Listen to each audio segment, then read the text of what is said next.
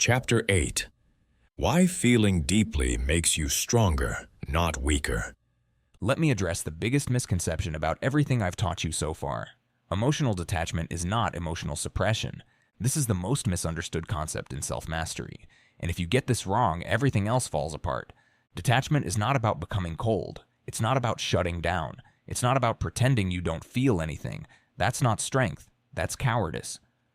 Emotional detachment means feeling everything fully, then choosing your response consciously. That's the key. Feel everything. Choose your response. Suppression is different. Suppression is pushing feelings down, ignoring them, pretending they don't exist, stuffing them into a box and sitting on the lid, hoping they stay there. They won't. Suppressed emotions don't disappear. They accumulate, they build pressure, and eventually they explode, usually at the worst possible moment, in the most destructive way possible. That's weakness disguised as strength. You see this all the time. Someone appears completely calm, completely controlled, completely unbothered. Then one day, something small happens, a minor inconvenience, a tiny criticism, and they lose it completely. They rage, they break down, they self-destruct. Why? Because they weren't detached. They were suppressing. And suppression always has a breaking point. True power is feeling the anger, the fear, the hurt, and still acting with intention. You feel the rage when someone disrespects you. You acknowledge it, you sit with it, you let it move through your body, and then you choose how to respond based on who you want to be, not what you happen to feel in that moment. You're not a robot. You're not trying to be a robot. You're a human who refuses to be controlled by their humanity. There's a massive difference. Let me tell you something that might surprise you. The most emotionally intelligent people have the deepest feelings. They don't feel less than you. They feel more. They feel everything intensely, fully, completely. Empathy, intuition, passion, joy, grief, love, all of it. But they've learned not to be ruled by those feelings. That's the distinction. Feeling deeply is a strength, not a weakness. Empathy allows you to connect with people. Intuition gives you information your rational mind misses. Passion fuels your greatest work. The goal isn't to become cold. The goal is to become wise. Wise means you feel without drowning. You connect without losing yourself. You care deeply without being controlled. Emotional detachment creates the space between feeling and action, and in that space lives your freedom. Think about someone you know who's genuinely cold, genuinely emotionless. They're not powerful. They're isolated. They're disconnected. Nobody trusts them because there's nothing to connect to. That's not what we're building here. We're building someone who feels everything but responds to nothing automatically. Someone who can sit with grief without collapsing. Someone who can feel anger without attacking. Someone who can experience fear without retreating. That's strength. That's mastery. That's what emotional detachment actually looks like. Now let me give you a framework that will change how you relate to your emotions forever. Use your emotions as data, not directives. Your emotions are giving you information. They're signals. They're telling you something important, but they're not giving orders. Anger tells you a boundary was crossed. Someone violated your values. Someone disrespected you. Someone treated you unfairly. That's valuable information. But anger doesn't get to decide your response. Just because you're angry doesn't mean you must lash out. You can feel the anger, understand what it's telling you, and then choose a strategic response. Maybe you address the boundary violation calmly and directly. Maybe you remove yourself from the situation. Maybe you realize your boundary was unreasonable and you adjust it. You have a choice. The anger provided data. You use that data to make a conscious decision. Fear tells you something matters. You're afraid of the presentation because you care about your career. You're afraid of the conversation because you care about the relationship. You're afraid of failing because you care about succeeding. That's valuable information. But fear doesn't get to decide your response. Just because you're afraid doesn't mean you must retreat. You can feel the fear, understand what it's telling you, this matters to me, and then move forward anyway. Courage isn't the absence of fear.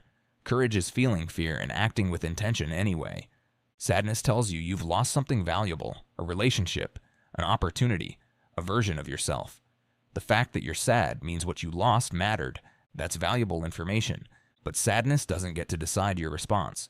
Just because you're sad doesn't mean you must shut down, isolate, or give up. You can feel the sadness, honor what was lost, and then choose how to move forward. These are signals, not commands. The mistake most people make is treating emotions as directives.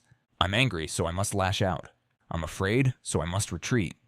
I'm sad, so I must collapse. I'm anxious, so I must avoid. No, that's emotional slavery. That's being controlled by chemical reactions in your nervous system.